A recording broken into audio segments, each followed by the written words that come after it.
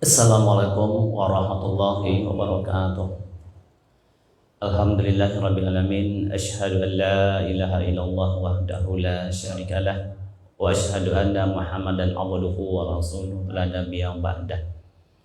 Bapak Ibu yang saya muliakan, syukur kita kepada Allah, kemudian berselawat kita kepada Nabi Muhammad sallallahu alaihi wasallam.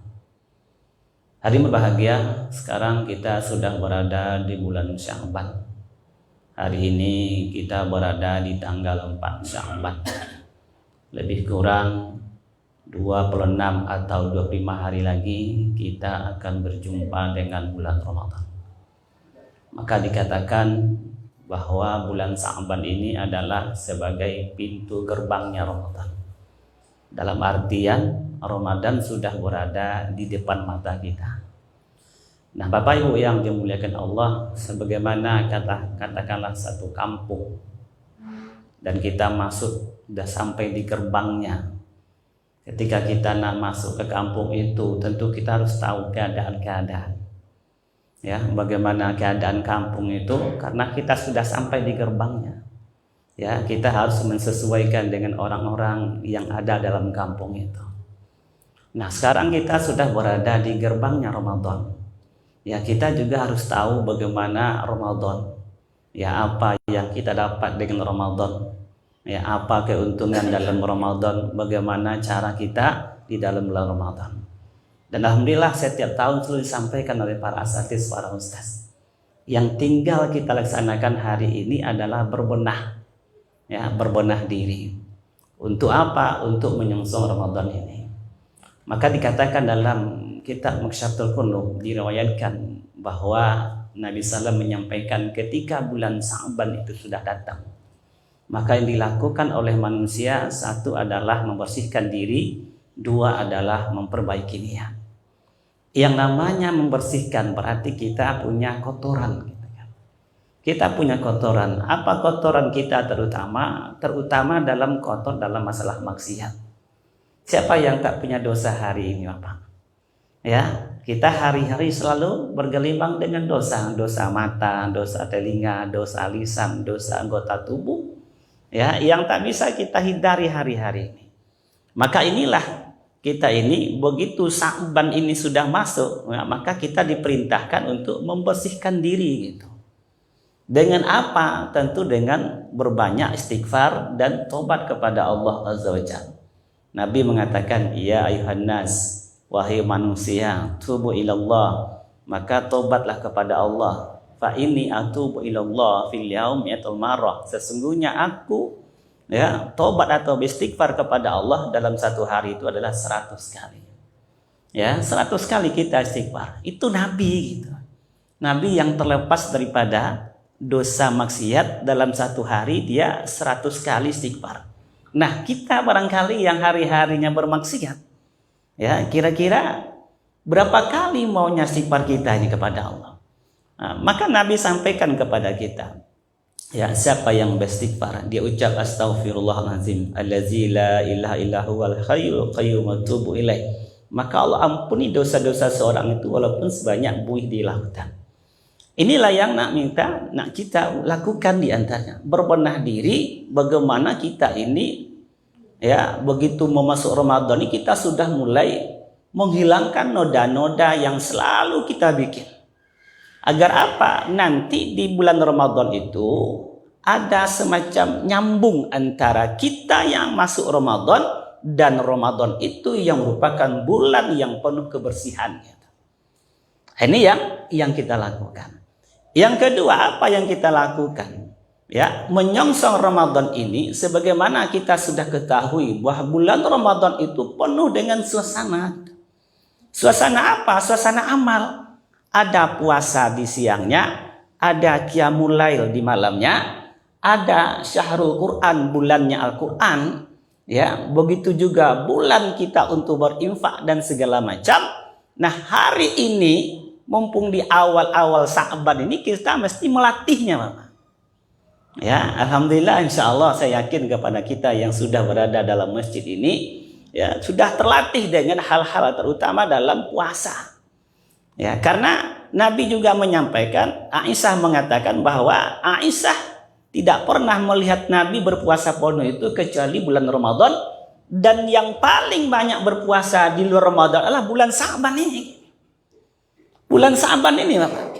Ya, mumpung kita masih di awal-awal Sa'ban ini, kita melatih diri untuk mengendalikan diri ini dengan jalan puasa. Minimal puasa Senin Kemis. Karena kalau kita tidak biasakan puasa, nanti di hari pertama tuh kita keteter. Ya, lutut menggigil, muka pucat. Ya, dibilang lama kali lah waktu masuk nih. Ya, hari-hari menengok jam aja kerja, Bapak. Ya, begitu azan berkumandang, nah bukannya puasa tapi malah memuaskan. Semua yang ada di atas meja itu lenyap dah. Ini yang jadi masalah. Kalau Nabi puasa berbuka dengan 3 kurma, ya, orang-orang yang tak pernah latihan puasa ini 20 kurma piaman lewat. Ya. Salah lawa. Ya. Ini kenapa? Dia bukan puasa tapi hanya memindahkan jadwal makan saja, Bapak. Ya, memindahkan jadwal makan saja. Begitu sudah boleh makan, dah habiskan semuanya. Ya, bahkan belum lagi puasa, belum lagi berbuka. Ini salah lawa, kau 6 tu awal. Kau bakwan, kau lotek, kau lontong. Lah ada pikiran dalam otak itu. Ya, ini yang kenapa? Ndak latihan puasa. Ya, maka Sa'ban ini kita latihan puasa, Bapak. Minimal kita Senin Kemis. Biar apa? Biar nanti ketika puasa itu berbenah kita itu bukan berbenah untuk mempersiapkan mau nanti sahur makan apa kita ya. Nanti kita bukanya makan apa ya. Orang ketika puasa datang itu dia berbenah. Berbenahnya itu apa? Berbenahnya mikir makan sahur. Ya, tempat saya itu bingung. Nanti kalau makan sahur pakai apa ya? Nggak bisa saya makan sahur. Masa makan sahur nggak bisa? Kenapa? Nggak dibiasakan gitu. Inilah gunanya kita mumpung awal-awal Sa'ban ini, ayo kita latihan puasa. Minimal Senin Kemis pertahankan. Ya, kenapa? Kalau tidak nanti keteter kita. Ya, nah, nanti ketika kita sudah buka puasa, inilah yang menjadi masalah itu. Ya, balas dendam dia, Pak. Semua yang nampak habis, cuman pantangnya satu aja. Pantang kurang, pantang banyak. Nah, itu aja. Nah, inilah yang nak kita latih gitu. Kemudian kita tahu bahwa bulan puasa itu adalah bulannya Qiyamul Lail. Malamnya kita taraweh. Siangnya kita berpuasa, malamnya kita sholat malam. Latihanlah, Bapak. Ya, karena kata Nabi, amalan sholat malam ini adalah amalan orang-orang soleh dari zaman dahulu. Ya, amalan orang soleh zaman dahulu itu salah satunya diantaranya adalah sholat malam. Minimal 1 rakaat. Ya, minimal 1 rakaat. Ya, habis sholat isya, sholat sunnah kita. Tambahlah 1 rakaat witir gitu. Kan panjang itu sholat malam. Dari habis sholat isya sampai menjelang subuh masuk itu waktu sholat malam. Mau Bapak tidur terlebih dahulu atau enggak itu nanti kita lain. Yang penting sholat malamnya. Berapa jam kita dikasih waktu untuk sholat malam, Bapak? Enak. Habis sholat isya katakanlah jam 8. Sekarang subuh masuk udah lama pula. Udah sampai jam 5 lewat 5. Berapa jam tuh? 8, 9, 10, 11, 12, 1. Lebih kurang 8 jam. Lebih kurang 8 jam waktu untuk sholat malam. Masa 1 rakaat tak bisa? Ya. Ada satu ulama mengatakan, dia bukan hadis, mengutip para ulama. Dia bilang begini. Orang yang istiqomah melakukan sholat malam. Minimal 2 rakaat tambah 1 witir. Istiqomah dia tidak akan dimatikan kecuali dia mati sebagai wali Allah. Ini yang kita usaha. Kenapa? Ramadan bulannya Qiyamul Lail. Kalau nggak terbiasa nanti, nah imam yang kena marah. Kenapa imam kena marah? Perut dah kenyang, mata ngantuk. Akhirnya 8 rakaat tambah 3 witir itu lama kali terasa. Lama bana imam juga mah kalau inyo je bisa buat dah kamari le doh. Berapa rata-rata kita tarawih coba? 11 rakaat itu, Pak. Itu lebih kurang 40-45 menit.